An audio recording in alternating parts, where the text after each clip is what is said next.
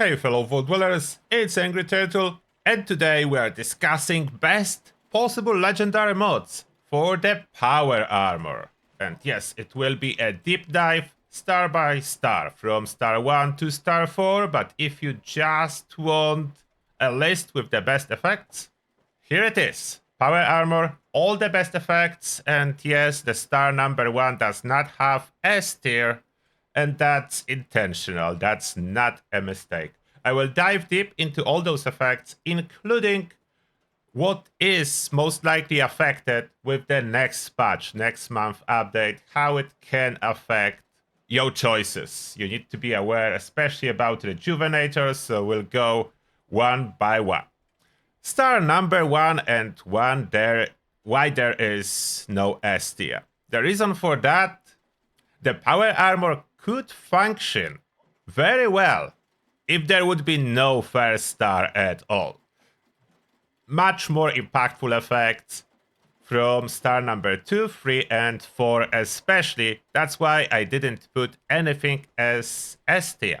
You can have whatever effect you want, as long as your second, third, and fourth is great, your Power Armor overall is great. Let's dive in, and I will add some honorable mentions, as always, in case of every option. So here you can see what's possible for star number 1. The reason effects like Aristocrats are not here at all, those are too weak. Like, you can have them all the time, but those are too weak. Assassins I will do as honorable mention, as it's not really combat efficient versus any enemies, but it does reduce self-inflicted explosive damage. It would be number 1 as well for PvP, but that's less popular now as it's broken for quite a while, no balance. But it will reduce self-inflicted damage, so Assassin has honorable mention. I was not sure if I should put it in tier A or not, so honorable mention for this one. Autostim, some use case can be found. Bolstering Vanguards are there. Significant amount of extra resistances. Not super impactful, that's why I put them on the bottom. Chameleon, you can see I do have one piece of Chameleon. Chameleon, I did put next to Nocturnal, because it's not really good by itself. Like, Power Armor do not really benefit from Chameleon. You cannot reliably sneak too much, but Chameleon can be used like one piece to get effect of Nocturnal. And Nocturnal effect is indeed really good. That boosts your perception and agility while cloaked. So one piece of Chameleon helps a lot. Alternative method is using a Stealth Boy on your torso, but Stealth Boy does drain action points to maintain your stealth. Therefore, Chameleon is free option. You give up one piece of Nocturnal, but you do get free effect of Nocturnal without paying for your stealth in form of action point drain. You could argue about Overeaters that I should have put it into S tier, but this one is human only, so I wasn't sure if human only effect I should put on very top. So it's a big limitation. It's really good, universal effect, but human only. And yes, you need to pay attention to your food and thirst meters. They need to be full, or this effect will be dropping and then will be completely gone. And that's basically the first star. The other enemy specific do not come into play too much outside of Troubleshooters, and Troubleshooters is only here because, at least currently, the bosses, the strong bosses are robots, like 3 bosses at Weather Station, robots. Boss, the first, the turret in the raid, robot, classified as robot. Then the old one, Imposter Ship Squad, it is indeed a robot. So all those will be reduced by Troubleshooters. That's why it's very high on the list, and that's the only enemy-specific effect that's on the list. And now, second star. You notice I have Luck as the only solo S tier effect. The reason for that is synergy with perks, like Ricochet, and all other perks under Luck. There's a lot of them that scale based on your luck. And secondary reason, higher luck helps you achieve critical every second shot. Or from the next patch, most likely every third shot. Still very important. So all those super powerful effects for power armor, like Ricochet is super powerful with power armor, do benefit from luck. Most of my power armor sets have luck on the second star because of this reason. After that, it's a big drop to A tier, way less useful, but still mainly extra special than some hardy to reduce damage from explosions and powered to get some extra AP regeneration if you prefer. As you are taking a look on the second star, there is really nothing that would be even close to effects of extra special on the second star, outside of the mentioned, of course, powered. You could consider poisoners, but it's not as necessary. I was investigating if I would really need it. And if I really need it, I need high poison resistance, and then I go for legendary card. Other than that, I do not. If you are a human, I should mention here endurance would be higher for you if you are a human, as there is quite a bit of endurance perks that do scale with your total endurance. Those perks are not available for ghouls, so endurance would be high on the list for humans, but as well only for humans. No one else. Intelligence, obvious reason, intelligence is for experience farming, and yes, you can farm experience, it's power armor if you want to. Unyielding armor, regular armor is slightly better, but I did farm on ghoul in power armor and it is absolutely fine. And that's about as much as I have to say about second star. That's quite straightforward, I would say. Luck. That's what you take. Almost always. 90% of the time you want the luck on the second star. Third star. And here, as you notice, weight reduction. That's mainly what this star currently is for. If you want combat, there is one effect in S tier. It's Sentinels. It's quite robust one. And then a little bit more weight reduction and Cavaliers, that's the sprinting one, in A. I decided to put it in A. I wasn't sure about Cavaliers, but if you really care about combat, there is no other options than Sentinel and Cavaliers.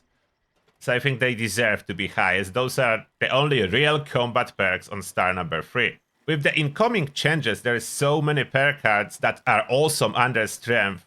That's why Armskeeper and Fruhaika are there, as most people need this weight reduction, and there is no room to equip those perks under strength.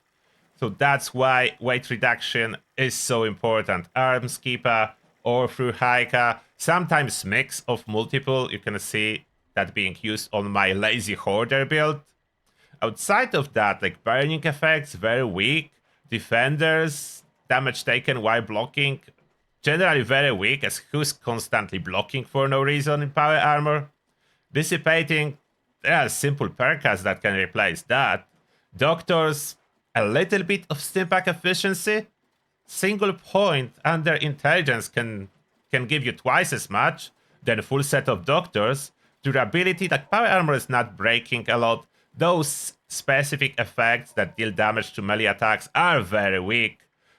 Save crackers, let's be honest, no one gonna spend legendaries for that unless you want a dedicated safe cracking armor for some reason. So there is not too much to choose from. Most of my power armors come with full set of Fruhikers. I do have one with full set of Sentinels. If you go into really tough combat, you expect tough combat, maybe PvP, then yes, Sentinels. Sentinels, damage taken while not moving, full set is 25%. It feels more like 30%. Like, in real combat, it's even better than on paper. So it will feel like 30% damage reduction with full set of Sentinels. And lastly, the magical star, the 4th star. The most impactful one for most players. Limit breaking is absolute #1 S tier with intentional gap before any other star. The reason for that are proposed changes that coming into effect from September to VATS critical recharge, which will make limit breaking almost mandatory. I mean, exactly mandatory if you want to achieve criticals every second shot. You will not be able to do that without limit breaking. Therefore, it's absolute S tier for any and all VATS builds. Non-VATS builds, You do have STIA effects too. It's Aegis and Rejuvenators and some effects under ATIA. Yes, I put Choo-Choos under ATIA and not STIA anymore. I had so many comments last time. I put Choo-Choos last time under STIA because of fun factor, and I was heavily criticized for that. So I'm doing based on combat performance this time around. Choo-Choos A tier, but Choo-Choos is getting buffed, so fun factor is there, and personally for me, it remains S tier. Now the changes with next patch, as I mentioned, limit breaking is up. The second change coming with next patch, or already here, depends when you are watching, Rejuvenators. At this moment, you can see I'm just getting extra health and action point regeneration or time, including in VATS and while taking damage. Super powerful. But the proposed change for Rejuvenators that coming into effect from September, unless they scrap it, but if they don't, it will be human only effect. It will be the same as Overeaters.